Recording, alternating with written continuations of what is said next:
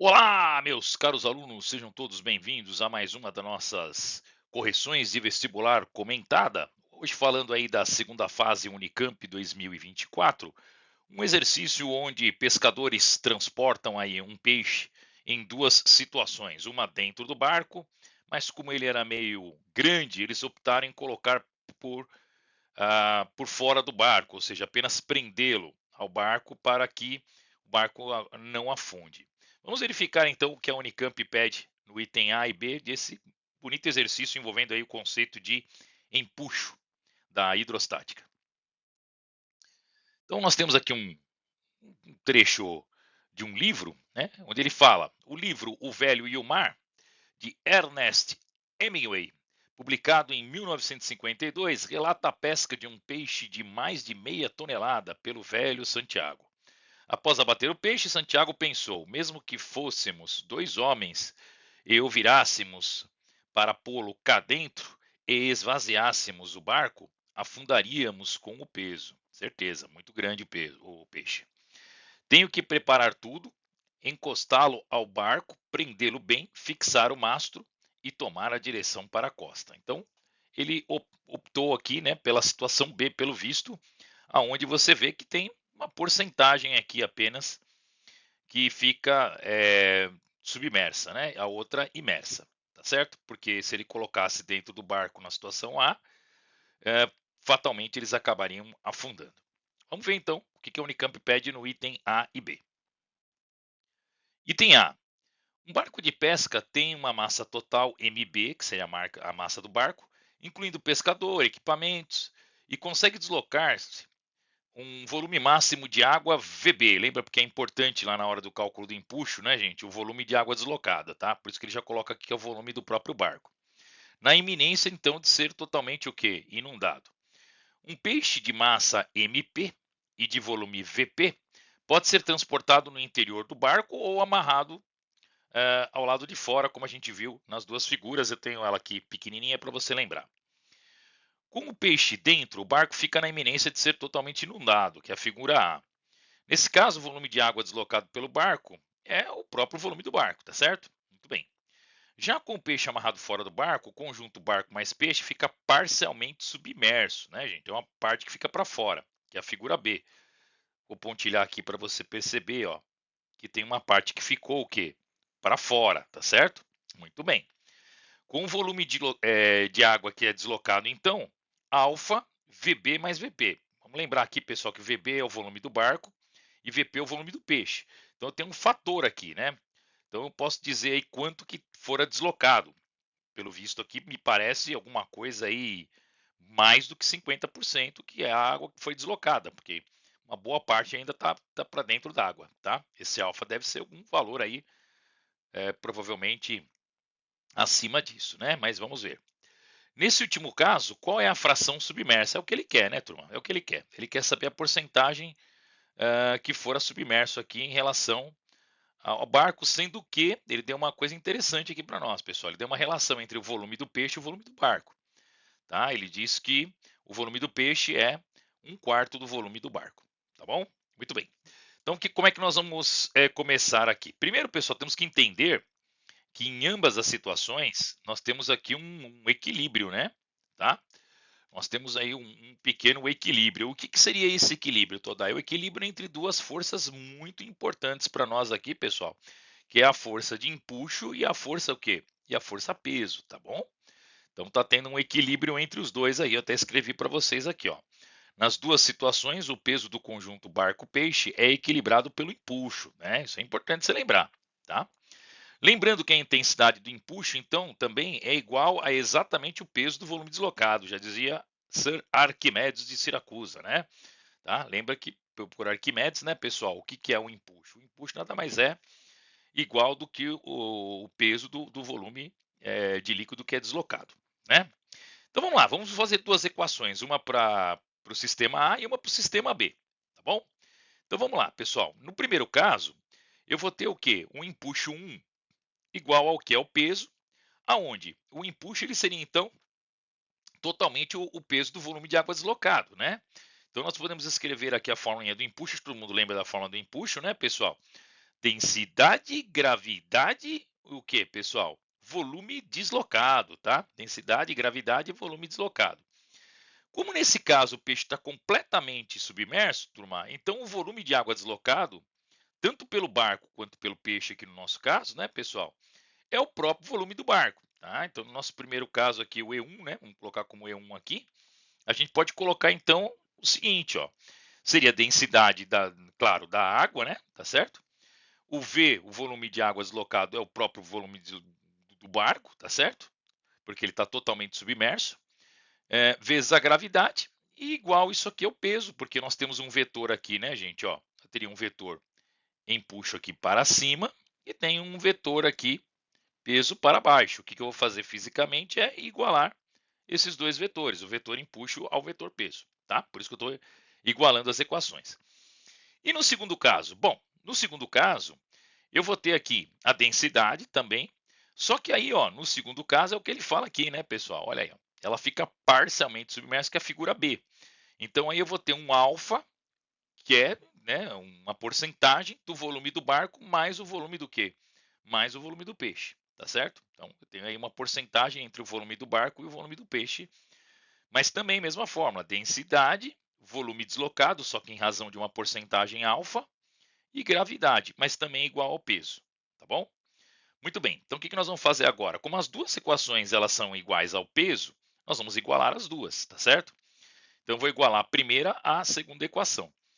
Eu já posso cortar a densidade da água, tá? A densidade da água então vai embora, né, gente? Não preciso dela. E posso cortar também a gravidade. Eu vou ficar com VB, alfa VB mais 0,25 de VB. Por quê? Porque ele fala que o volume, no caso do peixe, é 0,25 do volume do barco, tá bom? Muito bem, dando uma melhoradinha então na equação, nós vamos ficar aqui, VB vai ser igual a alfa 1,25 VB. Cortando o VB, então nós vamos ficar aqui, alfa é igual a 1 sobre 0,25, 1 sobre 1,25, que vai dar 0,8 aí, né? Tá certo?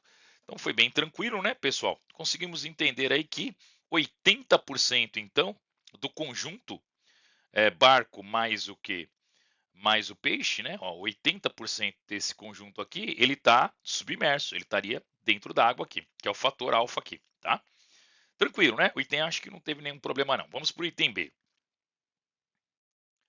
Muito bem, o item B ele fala assim: a linha de pesca ela deve suportar, sem se romper, uma força de tração na ordem do peso do peixe fisgado, certo? Muito bem. Antes de ruptura, a linha se deforma como se fosse uma mola, sujeita a uma força de tração exercida pelo peixe.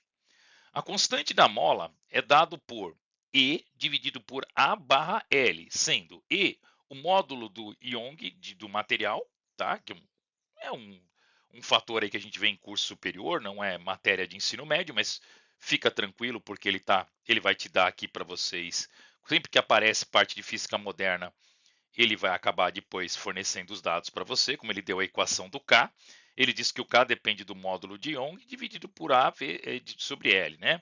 Onde A, obviamente, que é o quê? É a área da seção circular reta, tá? E L é o comprimento da linha, tá? Então você tem o módulo de Young E, que multiplica a área da seção reta da linha, dividido pelo quê, pessoal? Dividido pelo comprimento dela, tá?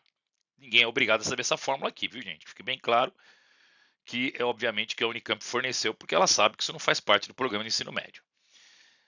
Se para certa linha de pesca, que ela tem aí um módulo de Young de 3 vezes 10 a nona newtons barra newton metro quadrado,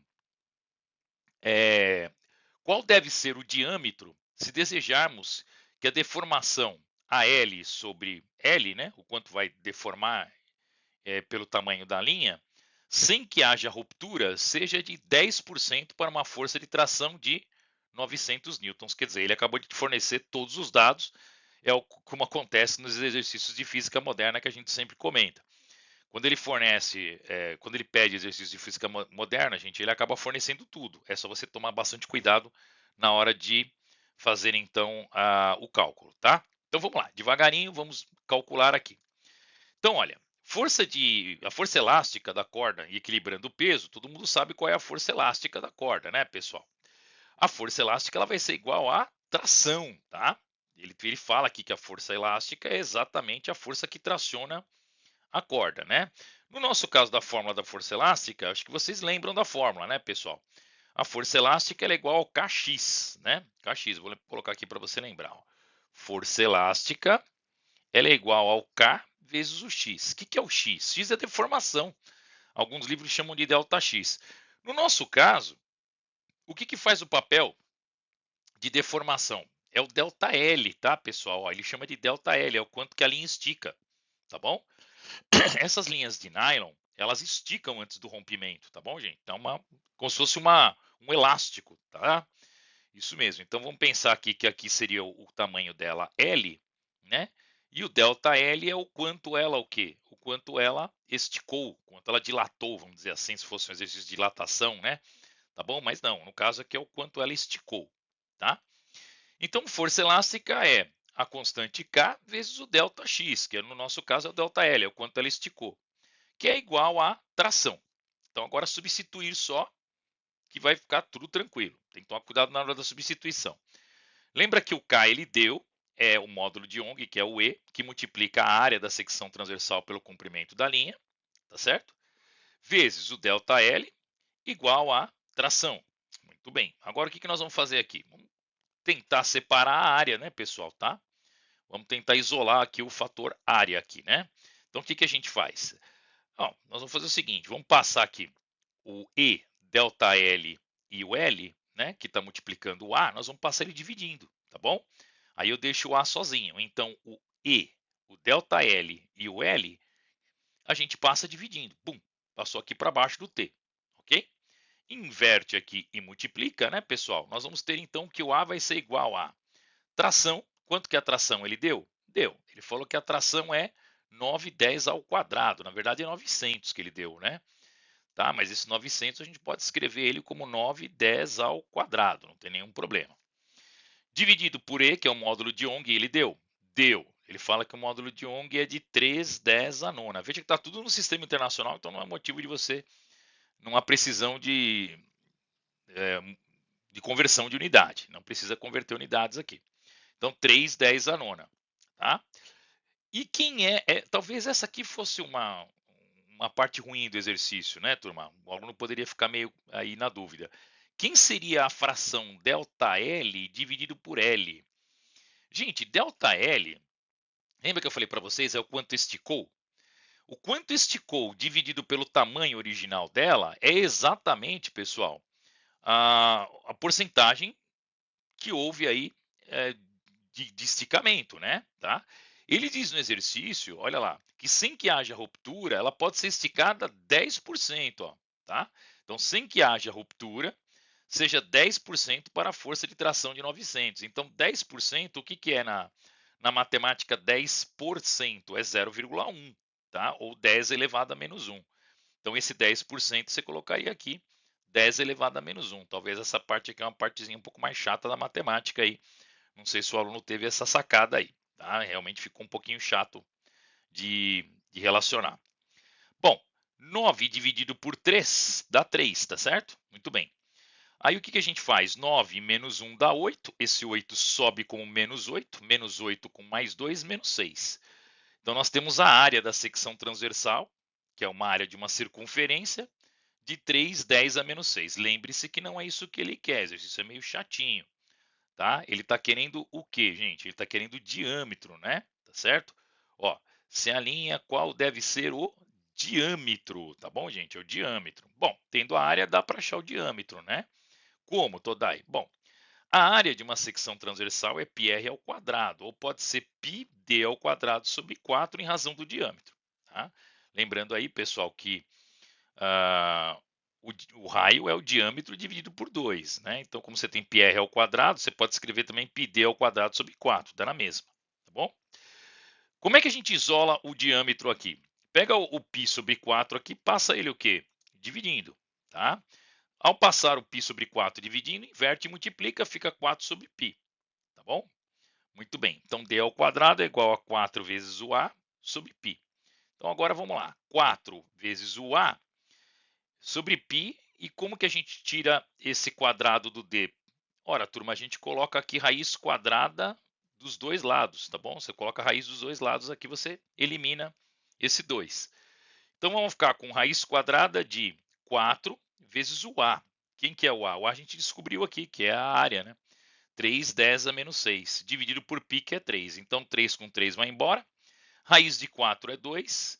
Raiz de 10 a menos 6, né, gente? A gente divide o menos 6 por 2, dá menos 3. Então daria 2 vezes 10 a menos 3 metros, ou simplesmente dividindo por 1000 metros, e você acaba caindo em milímetro.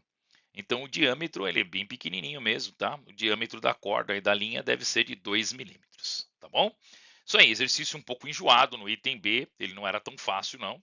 Envolveu aí a fórmula da constante elástica, né? Da força elástica, com equilíbrio, porque você tem tração, então tem o equilíbrio da força elástica, e também aí o módulo de Young, né, gente? Que é uma questão aí da parte de moderna, né? Que ele acaba, obviamente que fornecendo, né? Mas de qualquer forma fica um pouco confuso quando ele diz em 10% do seu comprimento na força de ruptura, porque daí você tem que se ligar que ΔL sobre L significa 0,1, tá bom? É isso aí, gente. Exercício um pouquinho mais chato no item B, mas o item A acho que não deve ter dado também muitos problemas para vocês aí, tá? Qualquer dúvida deixa no seu comentário e até a próxima.